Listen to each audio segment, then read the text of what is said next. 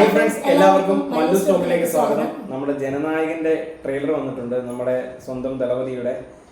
സത്യം പറഞ്ഞ ഒരു വിഷമമാണ് എന്ന് വെച്ചാൽ അദ്ദേഹത്തിന്റെ ലാസ്റ്റ് സിനിമയാണ്. അപ്പം നമ്മൾ ചാനൽ തുടങ്ങിയ ശേഷം അദ്ദേഹത്തിന്റെ എല്ലാ സിനിമയും നമ്മൾ ട്രെയിലർ റിയാക്ഷൻ ചെയ്തിട്ടുള്ളതാണ്. അത് മാത്രമല്ല, അദ്ദേഹത്തിന്റെ ഒരുപാട് സിനിമയുടെ ചില സീൻസ് റിയാക്ഷൻ ഒക്കെ നമ്മൾ ചെയ്തിട്ടുണ്ട്. അപ്പൊ ഇനി പുതിയൊരു സിനിമയുടെ ട്രെയിലറിന് വേണ്ടി ഇനി കാത്തിരിക്കാൻ പറ്റത്തില്ലല്ലോ എന്ന് ഓർക്കുമ്പോൾ ഒരു വിഷമം ഭയങ്കരമായിട്ടുണ്ട്. പ്രത്യേകിച്ച് ഞങ്ങൾ പക്ക വിജയ് ഫാൻസ് ആണ്.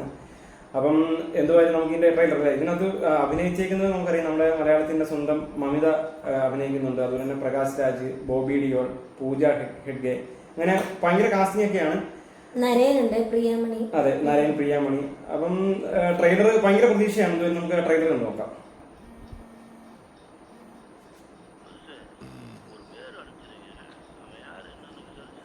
പേര്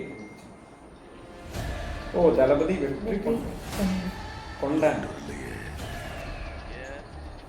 சம்பவம் பண்றவனை கேள்விப்பட்டிருப்பேன். அதுல ரெக்கார்டு வைக்கிறவனை കേൾവിപ്പെട്ടു.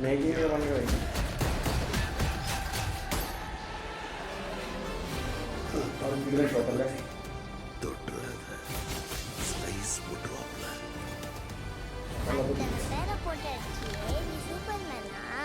நான் சாதா மேன் தான் பேபி. ஆனா செய்யற சம்பவம் சூப்பர் ஃபைட்ஸ்.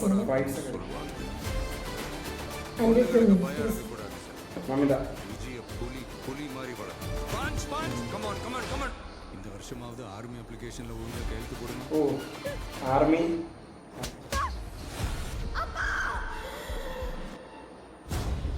என் பொண்ணை தொட சொன்னவன் யாரு? யாரு?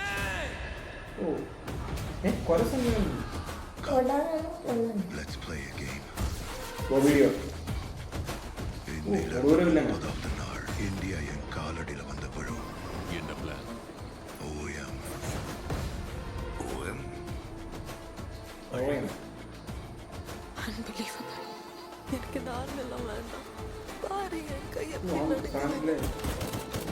விஜயோட பயத்துக்கு பின்னாடி ஏதோ பெருசா ஒண்ணு இருக்கு. அது தெரிஞ்சா இந்த நாட்டுக்கு வரப்போற ப்ராப்ளத்தையே தடுக்கலாம். மக்களுக்கு நல்லது பண்ற நீதிக்குள்ள வராது. உன்னை காப்பாத்திக்கிட்டு ஓடி போயிடு.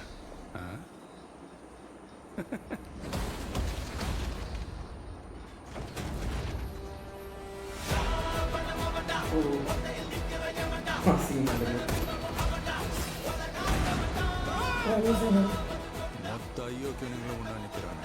அவங்க ஜெயிக்க கூடாது. விலகி போ. மக்கள் அவனை கொண்டாடிக்கிட்டு இருக்காங்க. இப்ப கொன்ன கடவுளாயிடுவான். அவனை உயிர் தெழ முடியாத சிலுவையில அறையணும். உன்னை காலி பண்ணிடுவேன், அசிங்கப்படுத்திடுவேன்னு சொல்ற எவனா இருந்தாலும் சரி, இப்போ ஒரு ஐடியாவே இல்லை. I am coming. மக்களுக்கு நல்லது பண்றதுக்கு அரசியலுக்கு வாங்கடா. கொலை அடிக்க கொலை பண்றது கூட அரசியலுக்கு வரீங்க.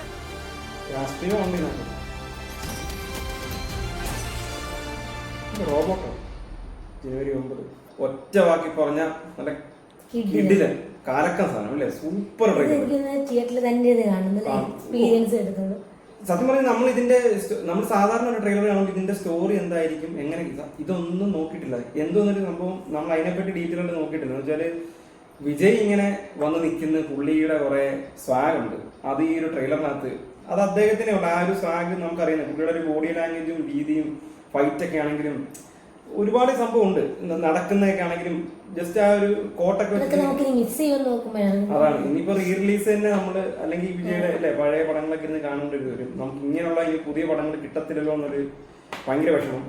പിന്നെ ഇതിനകത്ത് അല്ലെ എനിക്കൊന്ന് മമിതക്കൊക്കെ നല്ല റോളാണ് തോന്നുന്നത്. മമിത അതിന് ബോബി ഡിയോൾ ഭയങ്കര കൊടൂര വില്ലനാന്ന് തോന്നുന്നു. അതിനകത്ത് ആ 2-3 സീൻ ഭയങ്കര ഇച്ചിരി വയലൻസ് ഒക്കെ ഉള്ളതായിട്ട് നമുക്ക് ഫീൽ ചെയ്തത്. പിന്നെ പുള്ളി സ്റ്റൈലിഷ്.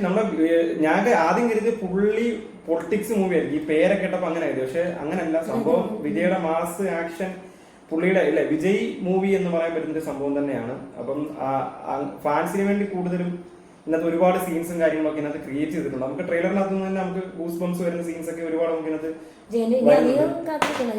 ഇപ്പം വെള്ളിയാഴ്ച ഫ്രൈഡേന്റെ റിലീസാണ്. അപ്പം ട്രെയിലർ കിടിലം സാധനം തന്നെയായിരുന്നു. അപ്പൊ വേറെ ഒന്നും നമുക്ക് പറയാനില്ല. സിനിമ പോസിറ്റീവ് ആണെങ്കിൽ ഉറപ്പായിട്ട് നമുക്ക് ഉറപ്പിച്ച് പറയാം 1000 CR എന്തോരം കിട്ടും. പോസിറ്റീവ് ആണെന്നുണ്ടെങ്കിൽ 1000, തമിഴ്നാട്ടിൽ ആദ്യത്തെ 1000 കൂടി സിനിമ ഇതായിരിക്കും. പിന്നെ കുറച്ചൊക്കെ പൊളിറ്റിക്സും ഇതിനകത്തൊക്കെ പറയുന്നുണ്ട്. അപ്പൊ പുള്ളിയുടെ രീതിയിലുള്ള പൊളിറ്റിക്സ് എങ്ങനെ ആയിരിക്കും എന്നുള്ളത് ഈ ഒരു സിനിമയ്ക്കകത്ത് നമുക്ക് ചിലപ്പം ഒരു ചെറുതായിട്ടൊരു ഇതൊക്കെ തരും. അപ്പൊ നമുക്ക് എന്തായാലും വെയിറ്റ് ചെയ്യാമെന്ന് പറഞ്ഞു നിർത്തുന്നു. Okay, by.